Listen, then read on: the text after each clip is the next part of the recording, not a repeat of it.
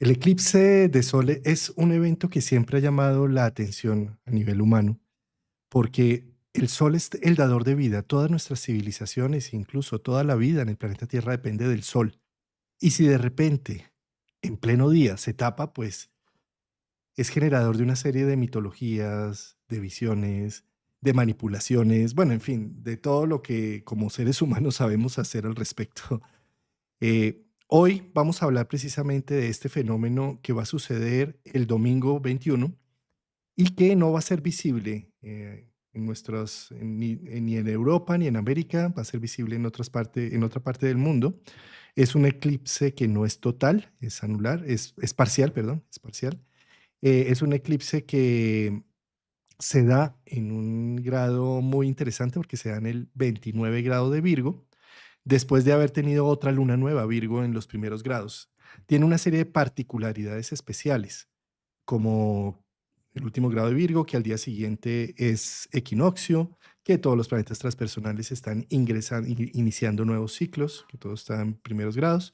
¿Y quién mejor para hablar de todo esto que nuestro querido Antonio Polito, experto en eclipses, que con su libro nos ha dejado un gran legado, Luces y Sombras, el cual recomiendo siempre para las personas que quieran profundizar en eclipses? Y no solamente hoy viene Antonio Polito, bueno, su libro, sino que además, como podemos observar arriba del libro, hoy llega Antenita, la compañera de Antenito. Divina. María Elena es una maga haciendo bellezas. Querido Antonio, bienvenido. Muchas gracias por estar acá con nosotros. Gracias a ti, Juan Carlos. Y déjame decirle a nuestro público que gracias a ustedes hemos hecho mucha más experiencia sobre los eclipses por todas las historias que hemos recibido, los reportes que demuestran, apoyan la teoría de que la restauración es tanto o más importante que el eclipse mismo, porque es el momento en que lo que el eclipse nos ha oscurecido, es lo que vuelve a ser luz en el punto oscuro. Y entonces empiezan a llegar cosas, y lo digo también por experiencia propia, porque a mí me ha afectado. Empiezan a llegar cosas a tu vida que tienen que ver con el punto que fue eclipsado. O sea que uno tiene que hacer un seguimiento importante, ¿no? Saber sobre qué planeta te cae, ese planeta que significa en tu carta y luego hacer el descubrimiento de que cuando la restauración es fuerte, como en este caso, es marciana y además es tan esperada que pasaron como más de 10 meses, bueno, por ahí, 9, 10 meses, que la diferencia no puede dejar de notarse, ¿no? El 22 de agosto fue un momento clave para la experiencia que tenemos sobre los eclipses. Y por eso le quiero dar las gracias a toda la gente que ha participado y nos ha dado su historia de lo que sintieron. Voy a contextualizar lo que acabas de decir un poco. Hicimos dos programas de el eclipse, un eclipse que sucedió el año pasado en octubre en Libra, que el punto de restauración, ese grado 10 de Libra, pasaron muchos meses para que llegara un planeta allí. El primer planeta que llegó a ese punto fue Marte y llegó más o menos en agosto a restaurar. Entonces, desde agosto 22 empezamos a sentir ya como que ese vacío que había dejado el eclipse de octubre del año pasado, del 2024, se restaurara con la llegada de Marte. Y poníamos varios ejemplos y el ejemplo de Antonio es precioso porque Antonio tiene a Neptuno en ese grado y en casa 2. Y el eclipse eclipsó mucho, mucho de Neptuno que vemos a Antonio que es totalmente afina esa energía de Neptuno con la música, la guitarra, con la astrología, con los análisis que hace tan mágicos y además tan sensatos y tan aterrizados, pues eso se eclipsó, ¿sí? Y entonces estuvo varios meses, Antonio, un poco como fuera de órbita en muchos sentidos. Mm. Sí. Y ahora que acaba de restaurarse Marte, le preguntaba precisamente previo a arrancar que cómo se había sentido en estos días, que había pasado, ¿no? Me dice, está todo en una actividad y entonces volví a retomarle la escritura del libro de esto, de aquello, de lo otro. O sea, la restauración se vive. Es algo que no es algo académico, es algo que pasa en la vida. Ha sido muy, muy notable. Mira, es regente de mi casa 2, pero ocupa mi casa 9, Neptuno. Entonces, bueno, Sí, el día de hoy vamos a hablar del eclipse y de una vez vamos a anunciar cuál va a ser su reactivación. Así que ahora tiene que estar pendiente de dos fechas. exacto, eclipse del domingo 21 y lo bueno es que no es tan largo, ¿no, Antonio? No es como el del año pasado, que sí tuvo una restauración de tantos meses para que llegara un planeta a ese punto donde se hizo el eclipse. En este caso, Venus está detrás del eclipse, entonces va a llegar muy pronto, ¿no? El 12 de octubre. Bueno, es Venus, ¿no? No vamos a sentir esa larga espera y después el arrebatador Marte, ¿no? Vamos a tener una espera corta y el simpático Venus va a llegar a restaurar. Diferente. Bastante, sí, Sí. bastante. Y además en un signo de tierra y tan práctico como lo es Virgo, ¿no? Que también ayuda mucho. Mm. Y en un lugar clave, porque como tú dijiste al principio, este eclipse ocurre en un sitio especial, es el equinoccio y además cerca del grado cero, pues está en el grado 29, cerca del grado cero, porque ¿qué tenemos cerca de cero? Cerca de cero tenemos a Urano, tenemos a Plutón, tenemos a Saturno, tenemos a Neptuno, es mucho, es mucho. Es mucho. Sí. Sí. Bueno, vamos con todo eso, vamos a ver qué Vamos, pasa. vamos. Mientras Antonio pone la presentación, quiero dar un saludo muy especial a nuestros amigos, colegas y parte de la comunidad mexicana, quienes hoy celebran su grito de independencia. Y es una fecha memorable. En muchas partes del mundo lo celebran. Estaba viendo anoche en el noticiero cómo en unos estados de Estados Unidos celebran este grito de independencia con una serie de desfiles y demás. Pues, queridos mexicanos, mi corazón siempre con ustedes. ¡Que viva México! Viva Y México. eso. Muy bien. Y por otro lado, también un agradecimiento especial a las personas como Mariela Castro, quien hace un aporte amoroso y querido a través de YouTube. Y bueno, se nota tu Venus en Virgo y vamos a hablar precisamente de lo que se está eclipsando en Virgo. Y Antonio, aquí hay Sí. algo muy especial y es que en ese grado 29 hay toda una generación de personas nacidas entre el 70 y el 71 que tienen a Plutón allí, ¿no? Y yo Ujú. creo que parte de esa generación es la que nos escucha y qué interesante ahora que vamos a hablar de ese punto oscuro y todo, qué representa, ¿no? Sí, Bueno, aquí tenemos un gráfico, ya se está viendo, ¿verdad? sí, ya lo estamos viendo acá en pantalla. Aquí tenemos un gráfico del eclipse. Es bueno hacer conciencia, pues, de cómo están ubicados los planetas. El Sol está en Virgo y enfrente están Saturno y Neptuno. Digamos que este eclipse se caracteriza no solo por dónde ocurre, sino frente a quién ocurre. Vamos a ver un poco más. Y ahí quiero que miremos algo, Antonio, y es que observa que Saturno ya estaba en Aries, ¿no? Y es como si Saturno, Sí, aquí se ve, sí. exacto, y Saturno se devolvió a presenciar el eclipse y no solamente a presenciarlo, a ser parte de. Sí, y se ve que hay una figura muy simétrica en el cielo, parece, o sea, si no fuera por Júpiter, que anda él a sus anchas por otro lado, es que todos los planetas forman un dibujo bonito, ¿no? Un polígono bueno, iba a decir un polígono de 5 lados, pero no es exacto, ¿no? No, la figura no es exacta, no es precisa. No es un pentágono, pues. Pero sí es una figura simétrica, totalmente. Con quincóncios, con trígonos, con cuadraturas. Y Júpiter solo. Es tan importante interpretar la figura como el papel de Júpiter, porque cuando los planetas están solos, también tienen un efecto especial. Son ellos mismos. O sea, cualquier persona que nos esté escuchando en este momento tiene algún aspecto con ese Júpiter, y ese Júpiter es muy transparente. Y parece mentira, pero no es que como está solo no tiene fuerza. Sí tiene, sí tiene. Pero esto sería motivo casi para hacer otro estudio, no nos vamos a meter por ese lado, vamos más bien a tratar el tema de la figura.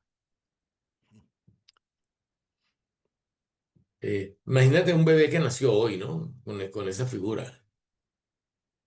Es una figura compleja, ¿eh? No es una figura normal, porque se mezclan quinconcios, un yod con un gran triángulo, con algunas cuadraturas que además están desvinculadas una con otra, Venus-Urano y la otra es Marte-Plutón.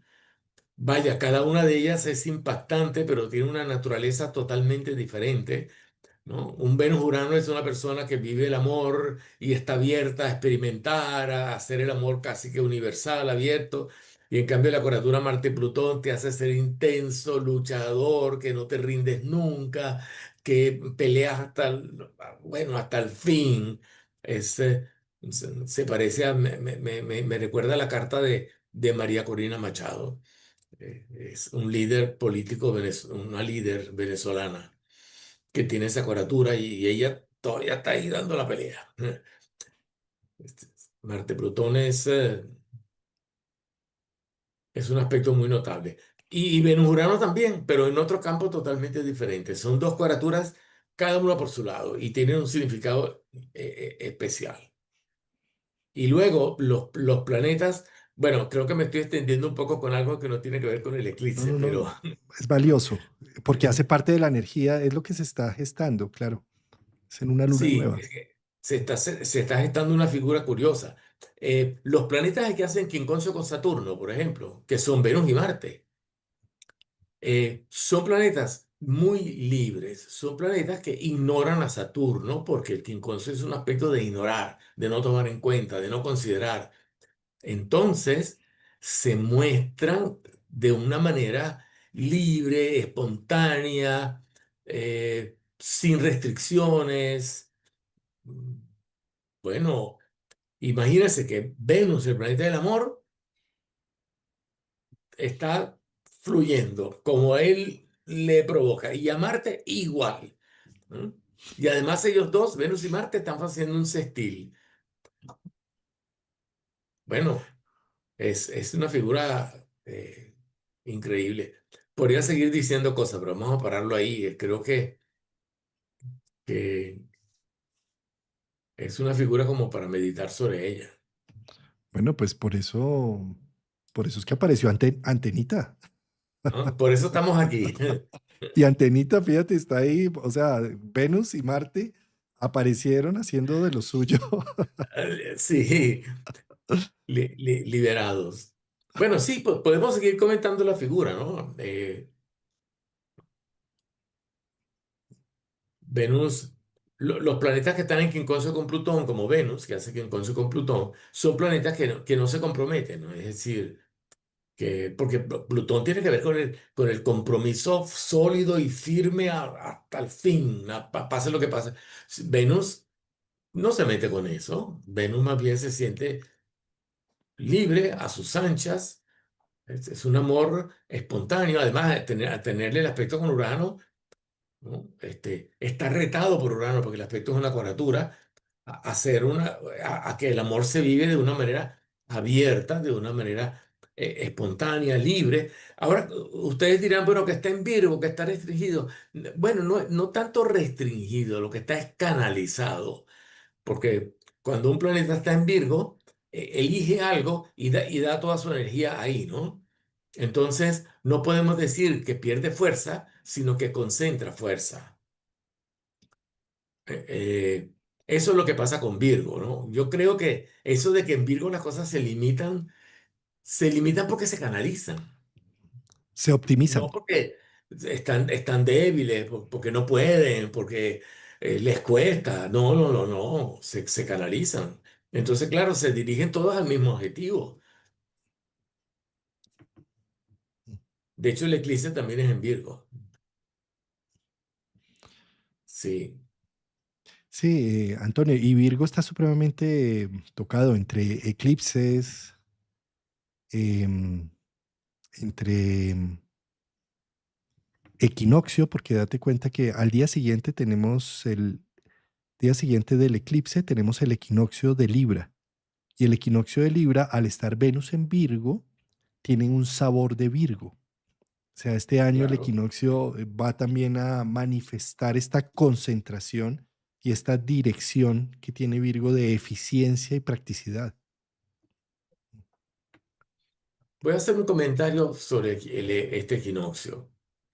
El equinoccio de primavera es nacer. Y una de las características del concepto nacer es olvidar. Cuando un bebé sale del vientre materno, deja atrás, olvida por completo la vida intrauterina. Estuvo 9 meses ahí, pero eso no está en su memoria. De ahí en adelante, la memoria se enfoca hacia el futuro, hacia lo que ese bebé va a hacer, cómo va a crecer, qué va a hacer cuando sea grande. Y los niños conservan esa visión futurista durante mucho tiempo, ¿no? ¿Cuándo será que me regalen mi primera bicicleta? ¿Cuándo será que puedo jugar fútbol? ¿Cuándo será que vaya al colegio por primera vez? ¿Cuándo será que aprenda a nadar? ¿Y cuándo será que me llevan a la piscina? El niño es puro futuro y Aries tiene un poquito esa connotación, ¿no? Piscis es la conexión con el todo, es el momento previo. Pero ¿qué pasa con este momento Libra? eh, que está exactamente opuesto a este instante del equinoccio de primavera, cuando todo se vuelve hacia el futuro.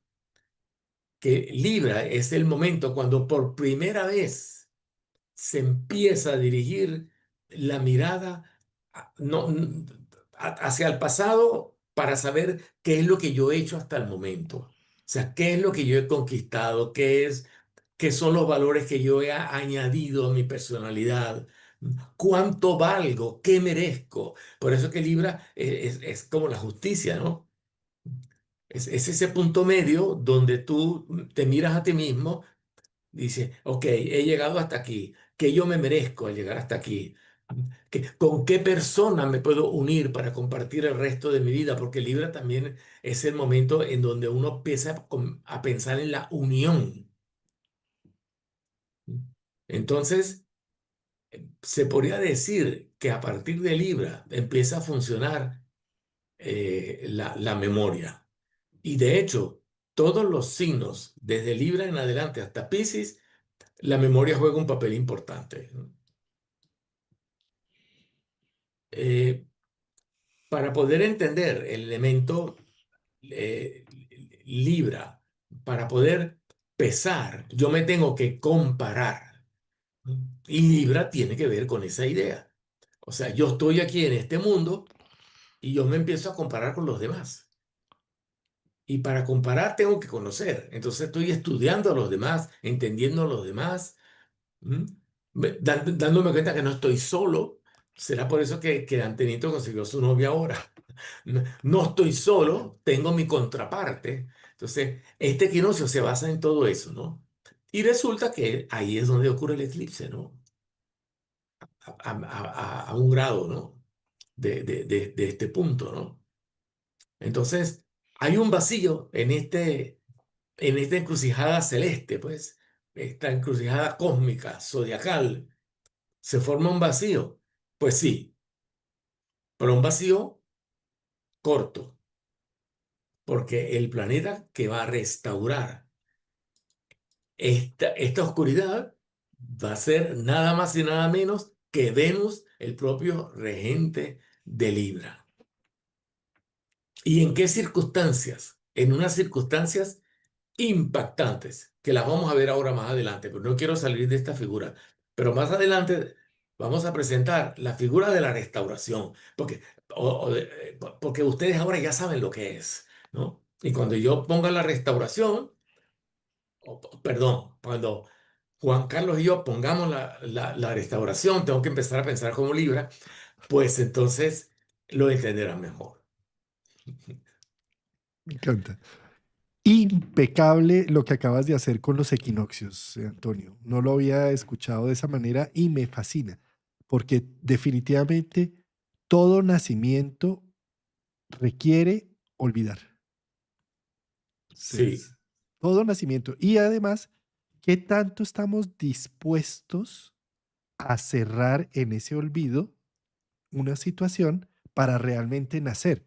Fíjate, eso es muy también de Virgo y es algo que está tocando el eclipse, ¿no? Es mejor lo bueno conocido que lo malo por conocer. Es un mandato social enorme, doloroso y complejísimo en donde no nos atrevemos a cerrar un capítulo, a hacer un duelo con un pasado y tomar una decisión de una visión diferente, porque los hábitos virginianos nos tienen agarrados y cogidos y entonces qué miedo soltar lo que ya sabemos que sirve y que es útil y que da. ¿Sí? Y porque cuando nacemos a una nueva situación tenemos que prácticamente olvidar cómo veníamos haciéndolo. De lo contrario, pues no podemos ingresar a ese mundo nuevo, sino simplemente nos quedamos en una repetición absurda del pasado. y este punto del que estamos hablando, este equinoccio, está en trígono con Urano y en trígono con Plutón. Es una combinación que todos los que nacieron en los años 60 conocen muy bien, porque durante esos años tuvimos una conjunción Urano-Plutón larguísima. En Virgo. Eso- Ujú. eso- Sí, es una mezcla entre la profundidad, la capacidad de ir a lo más íntimo, a lo más interior, con Urano, que es el visionario. Ver con nuevos ojos, crecer en conciencia. Es una mezcla de esas dos cosas. O sea, yo creo que lo que estamos viviendo en este momento es histórico. O sea, que a partir de hoy, a partir de esta época, de este año, eh, habrá cosas que van a perdurar durante, no sé, en los años 30, en los años 40, hasta los 50, no sé, pero creo que esto es muy histórico, este encuentro de planetas trascendentales. Por eso genera tanta crisis. Por eso el mundo está tan loco en este instante, sí, sin duda. Sí. Ahora, la combinación Saturno-Neptuno en el sexto grado de Aries, que es el punto donde dijimos que es el olvido y el volver a comenzar, me fascina, me gusta mucho porque mezcla eh, el mundo de la fantasía y de los ideales neptunianos con el orden y la tierra de Saturno. Porque los ideales son la parte quizás más bonita de la tierra, más bonita de la experiencia, más bonita de la vida, donde soñamos con todo lo que queremos, ¿no? Pero después viene el descontento de que no todos los ideales se realizan.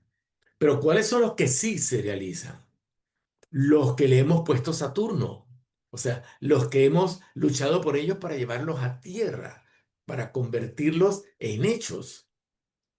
Entonces, yo sé que los ideales son muchísimos y las fantasías son muchas, pero hay una regla, una ley universal, que es que todas las cosas bonitas que hemos conseguido en nuestra vida algún día estuvieron en ese paquete de ideales que creíamos que eran pura fantasía y puro sueño y que no eran nada.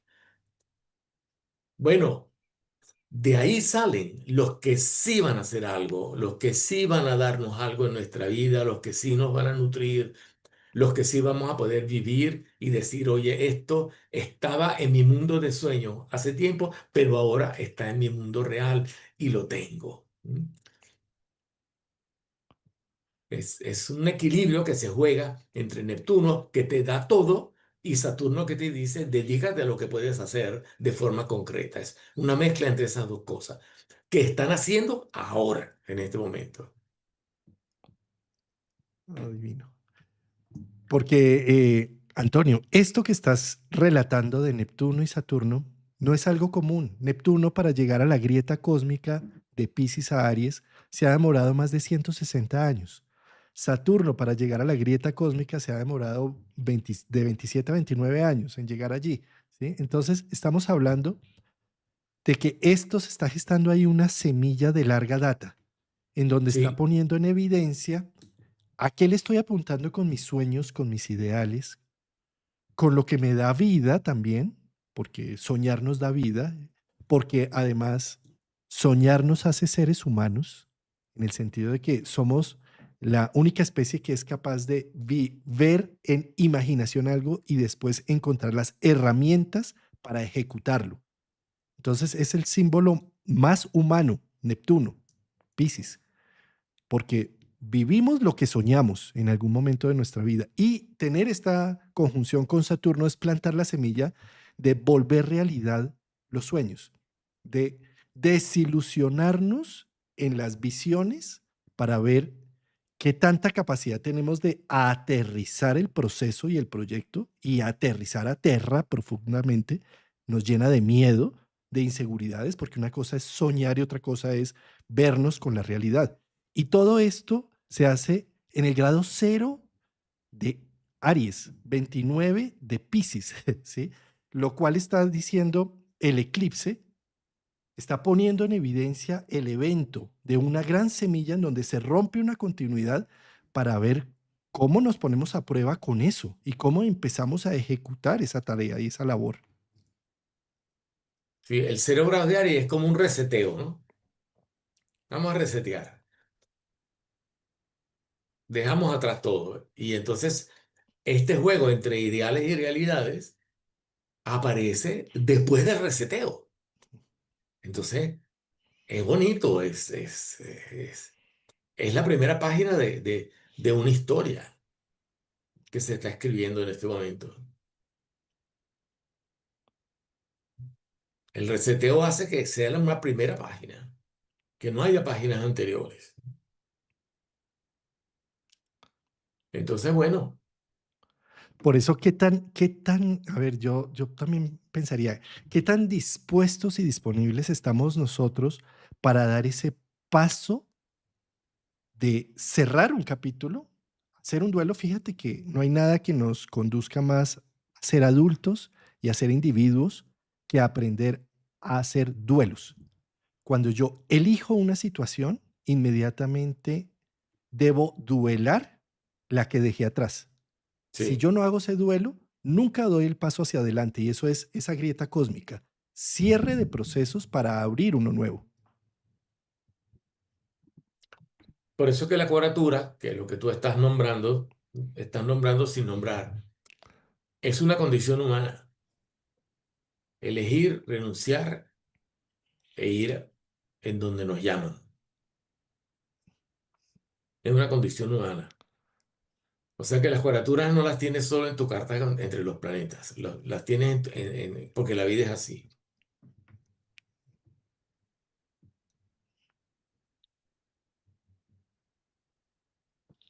Pero también, bueno, nada, vamos a dejarlo ahí. Oye, oye, bueno, tengo que decirlo, no me puedo quedar callado.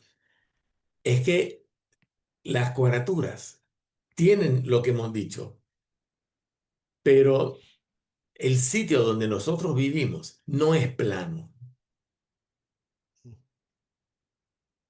Eh, en este universo, el plano no existe.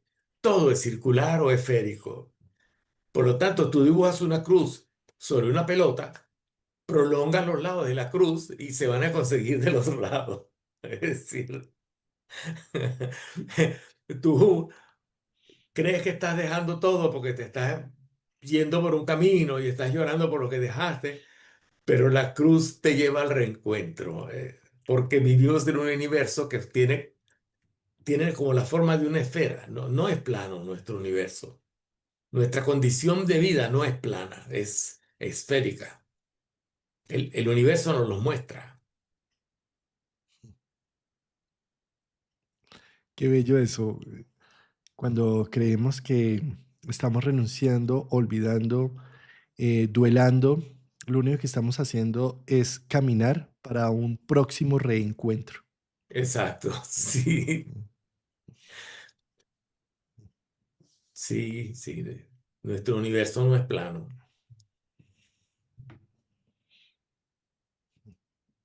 Lo plano es una ilusión. Cuando estamos en un sitio y vemos el horizonte, ah, mira, aquello es plano, pero es curvo.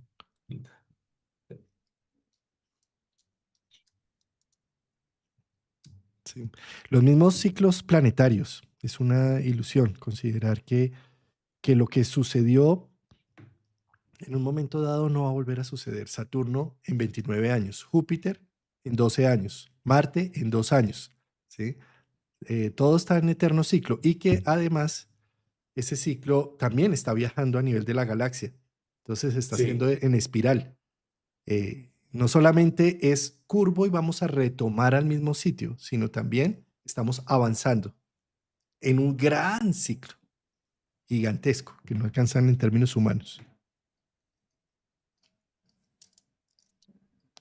Bueno, esta es la importancia de esta conjunción Saturno-Neptuno en este sitio y el hecho de que tengan un eclipse frontal, también lo hemos ensayado en el eclipse pasado. El eclipse frontal también te desubica, también te hace sentir un poco que no sabes a dónde vas, pero no te quita la energía porque una cosa es se me caen los brazos y no tengo energía. Y otra cosa es que tengo la energía, pero no sé a dónde voy, porque el punto oscuro está enfrente. Entonces, vamos a vivir un paréntesis de desorientación en el punto cero de Aries, ¿no? O 29 de Piscis, pues. Ahí hay una desorientación porque el punto oscuro está enfrente. Pero vamos a ver la luz de Venus el 10 de octubre.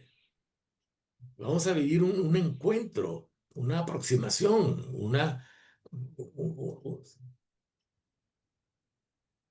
podemos experimentar pues el amor, la oportunidad de encontrarnos con, con nuestro doble, con lo que nos interesa, con nuestra otra mitad.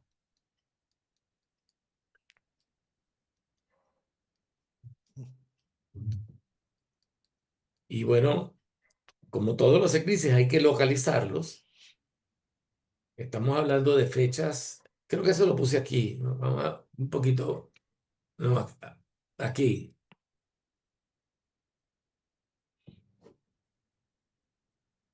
El eclipse entre 29 de Virgo, pero 4 grados antes y 4 grados después, quizás un poco más, crea un margen de 25 de Virgo a 3 de Libra y corresponde a las personas entre el 17 y el 25 de septiembre que lo reciben sobre el Sol. Y otros lo recibirán sobre algún planeta.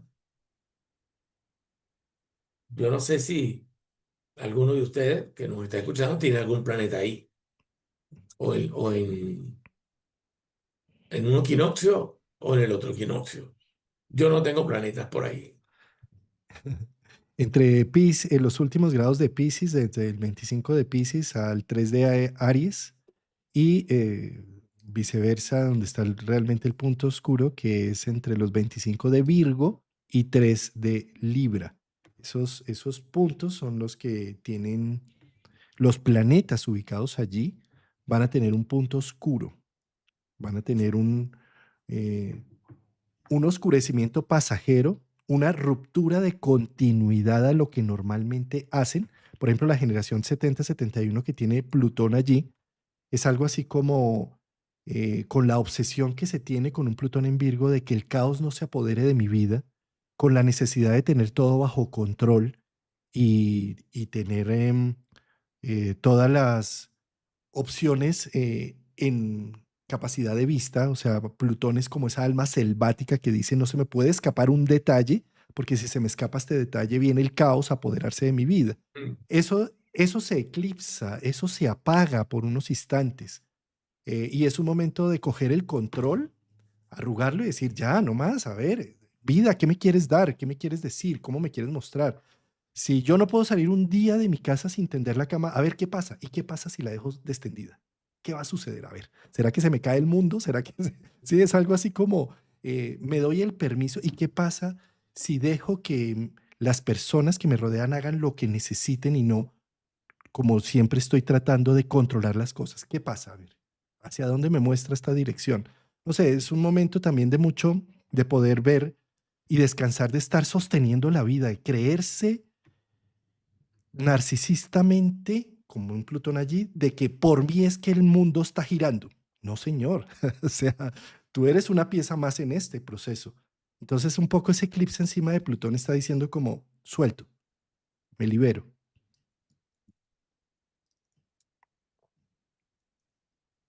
Bueno, vamos a regresar donde estábamos. Estábamos aquí, ¿vale? Y bueno, podemos comentar esto. Esto es la lista de todos los eclipses, más o menos por estas fechas. Aquí está el eclipse del cual estamos hablando, está este. Las fechas están al revés.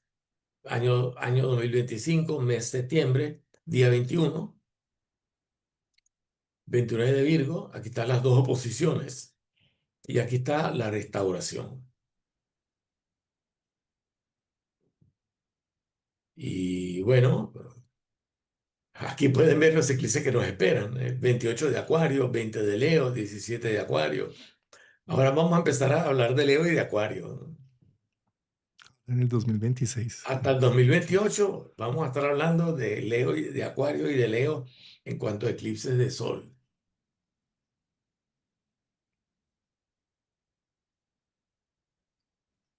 Bueno, y luego,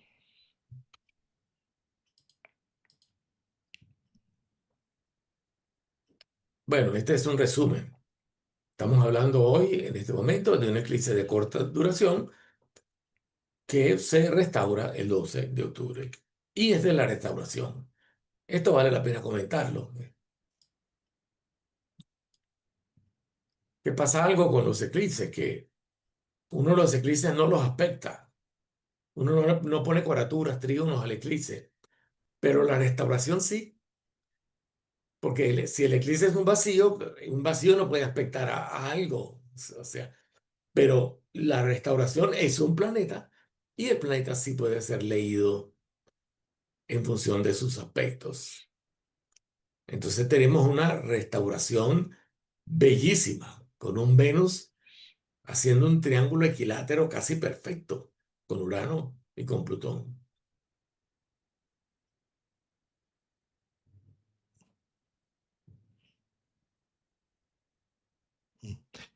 Prácticamente, claro, este Venus en punto, restaurando el vacío del eclipse, completa la cometa, ¿no?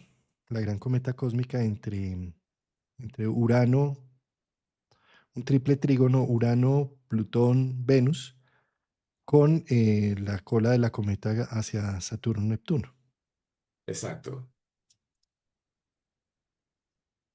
Y qué bueno, está en Virgo y al día siguiente va a estar en Libra, es decir, en su domicilio. Eso yo creo que es importante. Es un Venus que está tocando el último pedacito de Virgo, donde dijimos que no era que no funcionaba, sino era que se focalizaba. Pero cuando Venus pasa a Libra, ya cambia el enfoque y cuando Venus está en Libra, lo que tiene es una gran capacidad para compartir. Y es el concepto de reciprocidad. O sea que mientras Venus está en Virgo es selección y concentración, cuando Venus está en Libra es reciprocidad. Se crece a través de lo recíproco. Mientras más yo te quiero, tú más me quieres, y mientras tú más me quieres, yo más te quiero. Y eso es un motor, es el amor que funciona con un motor que hace que siempre esté aumentando. Bellísimo eso que mencionas. Esa es la cualidad de Libra. O sea, se Sí, retroalimenta a través del otro, porque me gusta darte, amo entregarte y como lo hago de esa manera, inmediatamente el otro responde. Eh, exacto. sí, es bello. ¿Sabes, Antonio, que al restaurar Venus, el punto oscuro, Venus tiene la facultad en el horóscopo precisamente de reordenar? Es decir, si vemos en la mitología, Venus nace de la castración de Saturno y Urano. Una de sus funciones es crear la edad de oro de los griegos.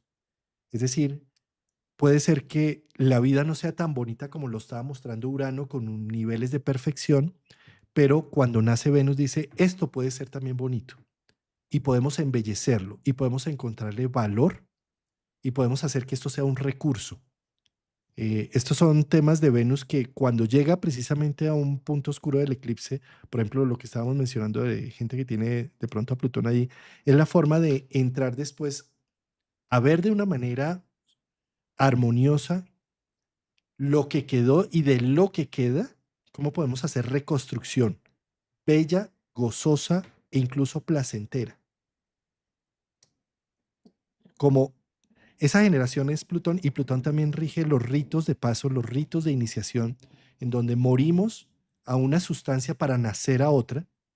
Sin duda alguna que Venus sea el anfitrión de ceremonia de lo que sucede con Plutón, es algo así como si le diera las posibilidades a que nacer vale la pena y nacer y renacer y entrar en crisis y en el proceso de transformación tiene un valor profundo en mi vida. Y puedo llegar a conectarme con qué belleza lo que terminó sucediendo, porque me abrió las posibilidades a encontrar un valor que no veía antes.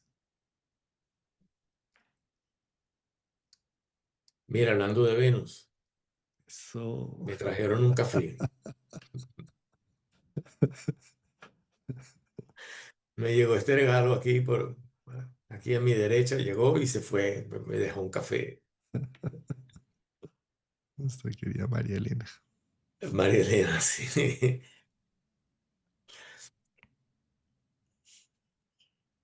Bueno, eh, la verdad es que Venus es súper importante, es una belleza, es la manera de encontrarnos en este mundo, de crecer y de ser más fuertes. Yo creo que Marte es una protección, porque si no estuviera Marte, hay cierta tendencia a sucumbir, ¿no? A no defender nuestra identidad. Entonces necesitamos mantenernos como somos, ¿no? Pero, pero Venus permite el crecimiento, permite hacer las cosas en equipo, permite tener más poder del que tenemos cuando estamos solos. Y bueno, y Venus con Plutón se entienden. Aunque ellos al principio parecen que no, pero después no pueden dejar de estar juntos, ¿no? Venus se Si no, le entiende con preguntamos todos. a Perséfone. Si no. Exacto. No, pues ¿quién pelea con Venus? Ni siquiera el esposo pudo pelear con ella después de verla No pudo, no, no pudo. en la infidelidad. No, además, Hades eh, quizás no era tan malo, ¿no? Lo que pasa es que, claro, como inframundo, suena como infierno y no sé qué, pero es que Hades dice que andaba con un casco que lo hacía invisible, ¿cierto? Sí, en el fondo, lo que pasa es que no lo vemos y entonces a veces al no verlo pensamos que debe ser, no sé, nos debe preocupar, ¿no? lo que no se ve a veces preocupa. Bueno, pero es que ¿quién es este ser que no se hace ver? Pero Perséfone que sí lo vio, mira, parece que le gustó. Él tuvo que raptarla, pero después ella no se quería ir. Entonces, quizás el rapto era para vencer ese temor, pero después, pues, Perséfone se convirtió en su pareja. Sa- sa- Claro, compartiendo un poco con la mamá, ¿no? Hay todo un trato ahí, ¿no? y sabes que ahora que mencionas que Hades no se dejaba ver, solamente se mostró en la superficie en dos ocasiones, cuando raptó a Perséfone y cuando subió a buscar cómo encontraba una solución para su herida, para una herida que tenía. Entonces, esto es bien interesante porque a nivel psicológico, ¿dónde podemos ver los procesos de transformación plutoniana en nuestra vida? En las relaciones y en las patologías y en las enfermedades. Son dos situaciones que nos ponen en hacer un trabajo de profundidad. Nada más interesante que lo que nos sucede en pareja, las decepciones o los amores profundos que nos permiten ver en espejo un reconocimiento de una sustancia interna que no reconocíamos como individual y personal. Y nada más doloroso que sufrir una patología, un dolor o una enfermedad o una situación crónica para tener que vernoslas con profundizar en nuestra psique para ver desde dónde está arrancando esto y hacer conciencia. Bueno, qué bonito eso que estás diciendo.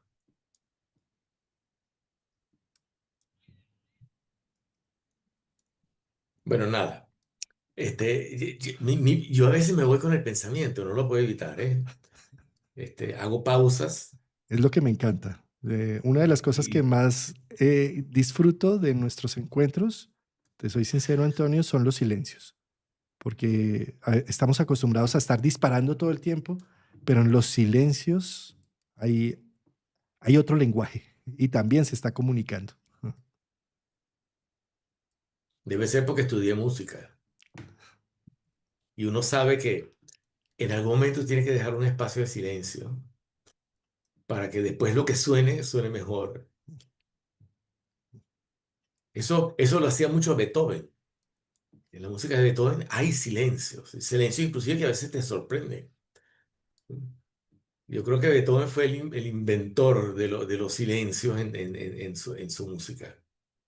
Y me parece una especie de herramienta musical importante, como el cero dentro de los números, ¿no? Así. Que no significa nada, pero donde tú lo pones hace muchísimo. Así es el silencio en una conversación o en una música, ¿no? Ahora que mencionas de música, hay otro autor clásico que lo hace de manera impactante, que es Tchaikovsky. Tanto en en su obertura de 1812 como en la patética, los silencios hacen que terminemos saltando de la silla justo cuando arranca nuevamente el Sí, movimiento. Mm. Tchaikovsky, vale, qué intensidad tenía ese señor. Bueno, me haces hacer más pausas, porque yo empiezo a escuchar la música. Tú me nombras a Tchaikovsky y yo estoy escuchando la obertura de Romeo y Julieta, que me fascina. Bueno, sí, sigamos adelante. Eh, bueno, nos toca entrar en este territorio,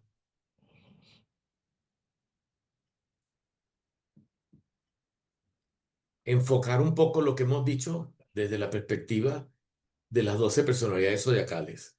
Vale decir, a las personas con el ascendente o con el sol en cada uno de los signos zodiacales. Esto es una orientación general. Ya, hemos dicho al principio que el punto clave es el planeta o el sol o el planeta que se encuentra en ese punto. Pero si el eclipse es a final de Virgo, principio de Aries, perdón, ah, final de Virgo, principio de Libra, Mira, esto ahora nos va a crear una dificultad, Juan Carlos. ¿Lo vamos a leer como Virgo o como Libra? Tal cual, tal cual. Es una frontera, ese es el problema de las fronteras de signo y también a nivel de Estamos, casas y sí, todo. estamos en una frontera. Bueno, leeremos fronteras, ¿vale? Aquí están las tres primeras. Y Antonio, precisamente por eso la magnitud del eclipse, porque se está dando en un grado crítico, en una frontera, en una grieta. ¿No? ¿Y qué es un eclipse? Es una luna nueva, o sea, es un gestador de una semilla y es un eclipse con nodo sur. Entonces, es un gestador de una semilla de algo que se está terminando y que ya está saturado y que necesita una percepción, una memoria, como tú mencionabas con el equinoccio, una memoria, un me doy cuenta de, para poder hacer un cierre y poder dar apertura, porque la frontera de signo no solamente habla de algo que se agotó, sino de algo que está por nacer. Y todos los planetas están por nacer, están en primeros grados de signos, mayoría, a excepción de Júpiter, como ya lo mencionabas. Entonces, Sí. sin duda, está hablando en los procesos de nacimiento, sí, qué tristeza voy a dejar de tener a mi hijo 9 meses en el vientre. Tengo que hacer un duelo de conservar lo que era mío dentro de mí, ¿sí? Para generar el proceso de nacimiento. Va a nacer ese bebé, ya va a estar afuera de mí.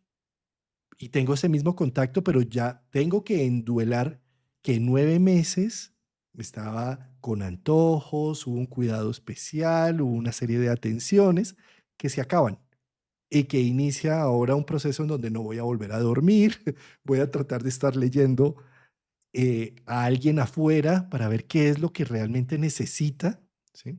Pero esto lo estoy poniendo en términos biológicos, sucede en todos los otros términos. No sé, puedo enduelar que ya empiezo a sentir el nido vacío en mi vida. Y entonces tengo que cerrar este proceso para ver cómo vuelvo a recrearme y vuelvo a tener vida individual o a nivel laboral. He trabajado para una multinacional muchos años y de repente se acaba el contrato. Debo enduelar este proceso para ver qué voy a hacer o hacia dónde voy a generar. Y así con muchos otros factores. Es para poner imágenes en ejemplo de lo que representa precisamente una frontera de signo, un final y un inicio.